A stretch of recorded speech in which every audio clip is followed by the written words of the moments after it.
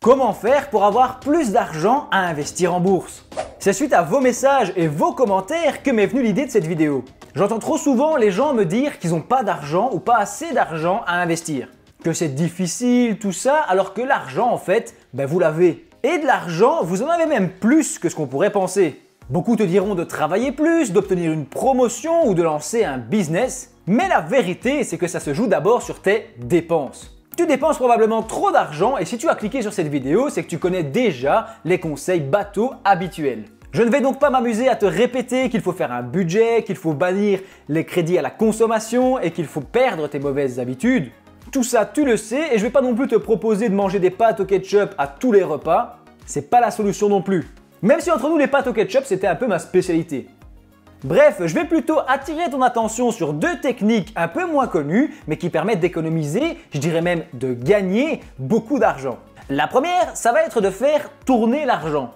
Faire tourner l'argent, ça signifie qu'au lieu d'utiliser l'argent de ton salaire du mois pour te payer des nouvelles chemises ou des nouvelles robes, eh bien tu vas utiliser de l'argent que tu as déjà. Par exemple, puisqu'on est dans les vêtements, tu pourrais revendre ceux que tu ne portes plus. Je pense aux plateformes comme Vinted et ce genre d'outils qui permettent de faire ça très facilement. Tout ce que tu vends s'accumule dans une cagnotte et ça te permet ensuite de refaire des achats.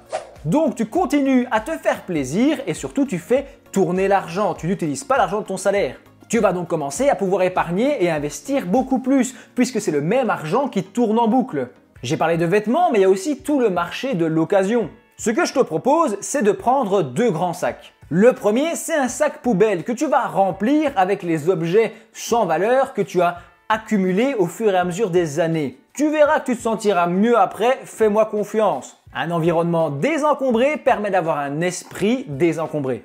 Deuxième sac, lui, il est plus intéressant puisque tu vas me le remplir d'objets que tu n'as pas utilisés depuis plusieurs mois. Il serait grand temps de temps passer et certains objets peuvent avoir une bonne valeur. Personnellement, je pense à mes anciennes cartes Pokémon que j'avais revendues quand même une petite fortune, ou encore à mes anciennes consoles de jeux. Mais bon, ça c'est mon domaine, peut-être que toi il y a d'autres choses qui te passionnent et qui peuvent te rapporter un petit peu d'argent. Enfin, rapporter c'est peut-être un grand mot puisque les choses que tu vas revendre vaudront moins cher que le prix que tu as payé. Mais c'est beaucoup mieux que de laisser tes objets prendre la poussière et grâce à ça tu pourras te constituer une petite cagnotte et continuer à faire tourner l'argent. L'idée principale, tu l'as compris, c'est qu'on évite de toucher à son salaire pour les dépenses de loisirs.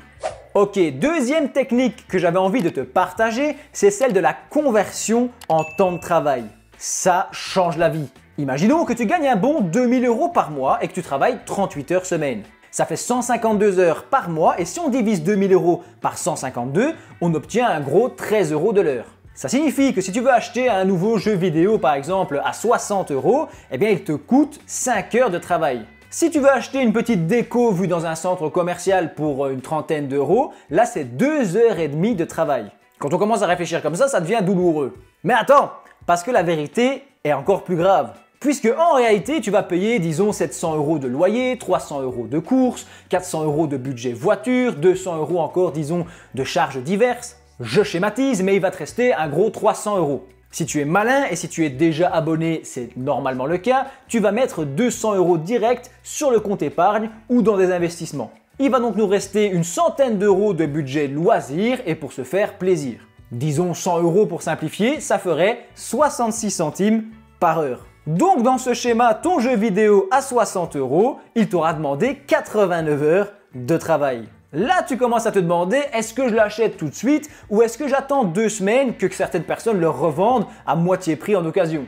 Parce que, petite parenthèse, moi aussi j'aime bien jouer de temps en temps et c'est souvent ce que je fais. Le jeu sort, il y a des gens, ils passent leur vie dessus et 2 semaines plus tard, ils le revendent à moitié prix. Perso, ça me dérange pas de jouer 2 semaines ou 3 semaines après la sortie. Alors tu vas me dire, oui, moi je gagne plus d'argent, etc. Ok, imaginons qu'il te reste 500 € à la fin du mois. C'est bien 500 € comme budget loisir, eh bien ça ne ferait malheureusement que 3 € par heure. Donc le jeu à 60 €, il te coûte quand même 20 heures de travail. La bière à 4 € en soirée, c'est 1h30 de travail. Alors moi, j'adore mon travail, mais quand tu commences à convertir, tu te rends compte vraiment du prix des choses. Choses que tu payes avec ton temps. Donc si tu veux être plus riche et surtout ne pas gaspiller ton temps, alors fais tourner l'argent du budget loisir et surtout prends le temps et l'habitude de convertir le prix des choses en temps de travail. Tu verras alors que de l'argent à investir, tu en as.